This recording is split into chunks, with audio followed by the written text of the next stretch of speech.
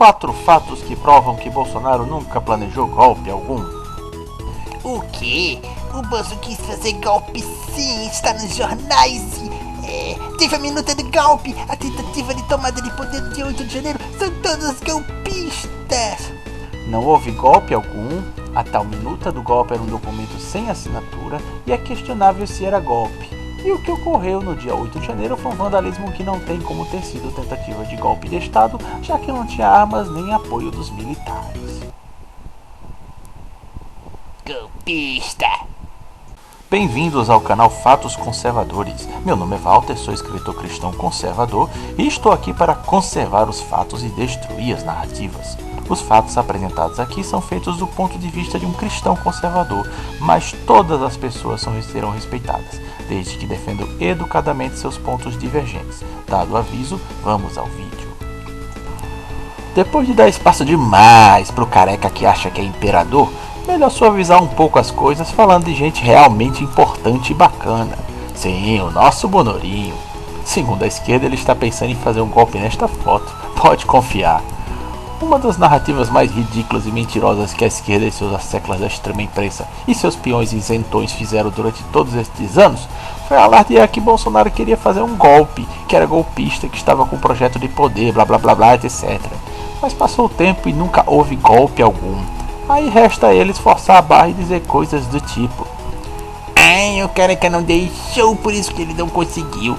Ou ele tentou, mas as forças armadas não quiseram. E por aí vai. Ou seja, faltou provas, ainda assim eles afirmaram assim mesmo. Não aconteceu, mas não foi porque nunca houve tentativa de golpe. Foi apenas porque ele não conseguiu, segundo esse povo, né? Mas é para isso que eu estou aqui, para destruir narrativas mentirosas e me ater apenas aos fatos reais da vida real. Assim sendo, listarei 4 fatos que provam que Bolsonaro nunca planejou golpe algum. Começando com o fato de que ele favoreceu medidas que o enfraqueceram. Uma das primeiras coisas que um golpista ditador deseja é fortalecer seu poder. Afinal, o golpista quer suplantar o sistema de governo vigente e colocá-lo submetido ao seu próprio poder. Logo, a primeira coisa que o golpista precisa fazer é aumentar o próprio poder. Até Lula admite que o Bolsonaro tinha pouco poder, tanto é que ele reclamou disso várias vezes durante a eleição de 2022, alegando que quem mandava era o Congresso. Eu nem preciso mencionar o orçamento impositivo que foi incentivado pelo próprio Bolsonaro para que o Congresso forçasse suas emendas a serem aprovadas sem que o Executivo pudesse escolher dá-las ou não, como antes era feito e caracterizava o toma lá da cá de antigamente e que Bolsonaro se esforçou ao máximo para não precisar fazer. Afinal, se o presidente podia escolher dar emendas ou não, ele tinha poder sobre o Congresso. Sem este poder, Bolsonaro enfraqueceu a si mesmo e fortaleceu o Congresso. Nesta mesma reportagem anterior é mostrada a oposição do Bolsonaro a um incremento no orçamento impositivo, mas apenas porque ele se referia às tais emendas de relator, aquele tal de orçamento secreto que o Jair vetou e o Congresso derrubou o veto, sabe?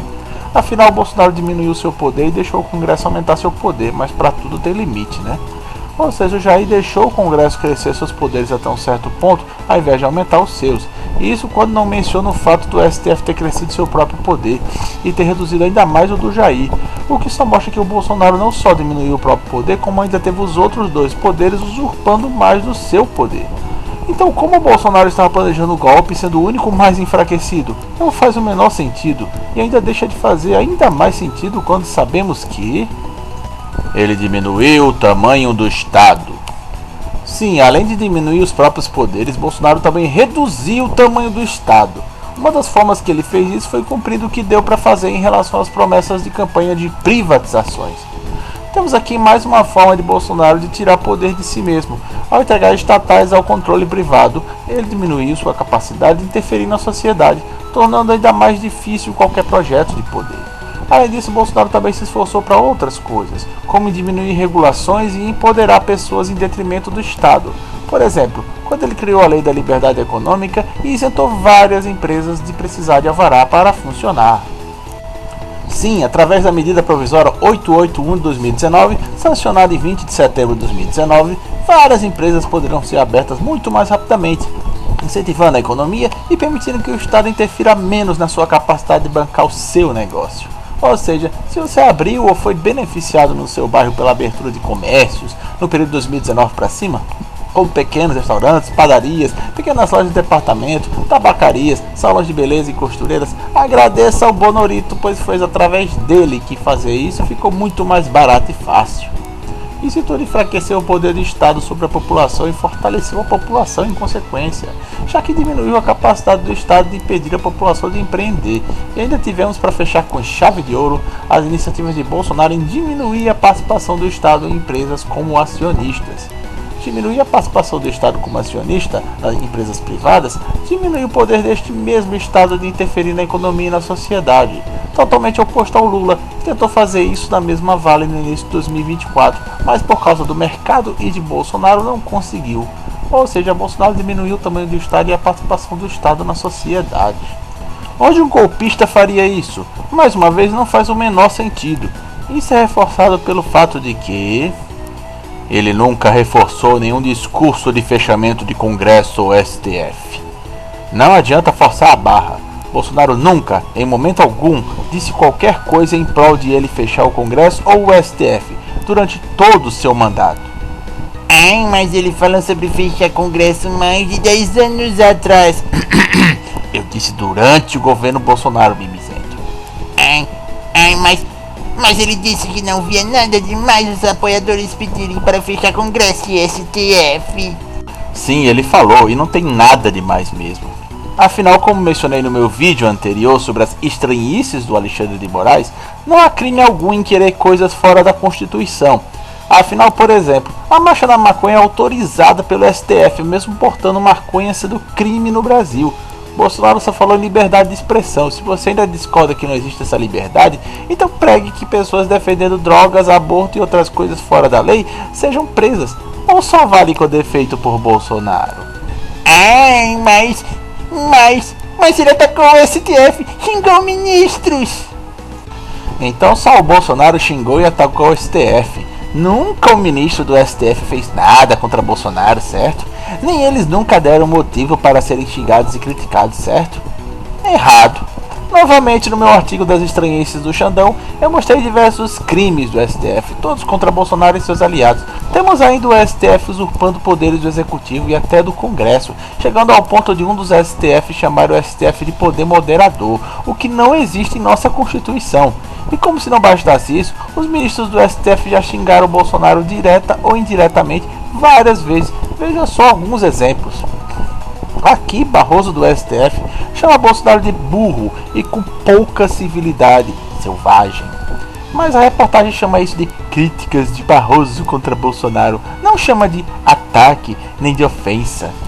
Aqui, mais recente, onde Barroso afirmou que eles derrotaram o bolsonarismo, onde o ministro do STF pode afirmar que derrotou um dos lados da corrida eleitoral. Depois de ser vaiado em um evento da União Nacional dos Estudantes, o ministro do Supremo Tribunal Federal, Luiz Roberto Barroso, reagiu e criticou o bolsonarismo. Vamos ouvir. Eu saio daqui com energia renovada, pela concordância e pela discordância, porque essa é a democracia que nós conquistamos. Nós derrotamos a censura, nós derrotamos a tortura, nós derrotamos o bolsonarismo para permitir a democracia e a manifestação livre de todas as pessoas. Eu pensava que o papel deles era ser imparcial e apenas proteger a Constituição e não, tipo, fazer militância política. Ou quando Barroso chamou Bolsonaro de inimigo a ser combatido, se colocou no lado do bem, e o Lewandowski, outro ministro, chamou Bolsonaro de genocida. Ou então quando Barroso atacou o eleitor do Jair usando uma certa frase de bandido quando rende a vítima. Ô Barroso, responde pra gente. Perdeu, mané, numa mola. Isto tudo foi só o Barroso. Ainda temos o ex-ministro Celso de Mello afirmando que Bolsonaro tem autoritarismo e transgrediu a Constituição. E eu poderia ficar aqui por horas mostrando outros ataques de outros ministros do STF contra Bolsonaro, principalmente se eu incluísse o Alexandre de Moraes nessa lista. Mas veja que aqui o padrão se repete. Essas falas dos STFs nunca são ataques contra a democracia, nunca são um poder atacando o outro, nunca são ataques, nunca são ofensas, são sempre críticas. Ou seja, as falas do Bolsonaro não provam golpe nenhum, só demonstra a parcialidade da mídia em endeusar o STF e colocar o Bolsonaro como um saco de pancadas permitido. E qualquer reação ou crítica vinda do Bolsonaro sempre será para eles ofensa ou ataque. Aliás, mais uma evidência de que o Bolsonaro nunca conclamou golpe é um vídeo onde ele interrompe o apoiador que queria gritar fechamento de STF e Bolsonaro corrige ele falando que isso não se faz, que não é pra fechar nada. Eu vi esse vídeo em 2022, mas ainda não o encontrei. Se algum inscrito maroto achar esse vídeo e me mandar, eu ficarei extremamente agradecido. Mas tudo que eu falei aqui prova que o Bolsonaro nunca reforçou discurso algum de fechamento de STF e Congresso. Além disso, ele sempre teve o discurso de não sair das 4 linhas da Constituição. O Bolsonaro sempre falou em fazer tudo dentro das 4 linhas da Constituição. O STF, ao contrário, tem saído das 4 linhas várias vezes em seus inquéritos ilegais, que já mencionei antes, então já fica evidente quem está fazendo algum tipo de golpe e não é o Bolsonaro. Claro que meramente o Jair ficar com o discurso de não sair das 4 linhas da Constituição não prova nada por si só. Mas o discurso dele, alinhado a todos os outros fatos anteriores, com o Jair enfraquecendo seus poderes, diminuindo o tamanho do Estado e ainda nunca tendo tentado golpe algum, mostra que o Jair realmente não saiu das 4 linhas da Constituição, conforme seu discurso, e nunca tentou golpe algum. Ai, mas ele está inelegível e... Inelegível por um crime inventado de reunir embaixadores para criticar as urnas eletrônicas, endeusadas como o novo Santo Graal incriticável, mesmo as instituições devendo sim serem criticadas pela sociedade. Quem não quer ser criticado, quem não quer ser satirizado, fique em casa. Não seja candidato, não se ofereça ao público, não se ofereça para exercer cargos políticos. Essa é uma regra que existe desde que o mundo é mundo. Eu não sabia sinceramente que uma democracia livre é proibido questionar o sistema eleitoral. Se você acredita que deveria ser proibido isso, parabéns, a Venezuela está bem pertinho de você desta forma. E não se esqueça que o Fachin, dias antes de Bolsonaro, fez um evento com embaixadores. Então o Fachin pode, o Jair não pode? Menos, tá? Então, até que se prove o contrário, o Bolsonaro nunca tentou golpe algum. Ele fez seus 4 anos de governo sem tentar golpe, não impediu a sucessão presidencial, mesmo com os eventos muito estranhos da eleição de 2022, os quais ainda terão um vídeo meu, e ele ainda continua jogando as regras democráticas. Você não precisa gostar do Bolsonaro, mas admita que ele nunca tentou golpe e os fatos falam por si só, sem mais.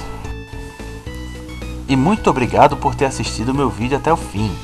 Peço que apoie meu trabalho com sua preciosa curtida e inscrição e comente no vídeo que achou do assunto, com críticas educadas, elogios e sugestões de novos temas para aumentar a relevância do canal, de forma que ele atinja mais pessoas. Desde já, fiquem com Deus, e estes foram os Fatos Conservadores, conservando os fatos e destruindo as narrativas.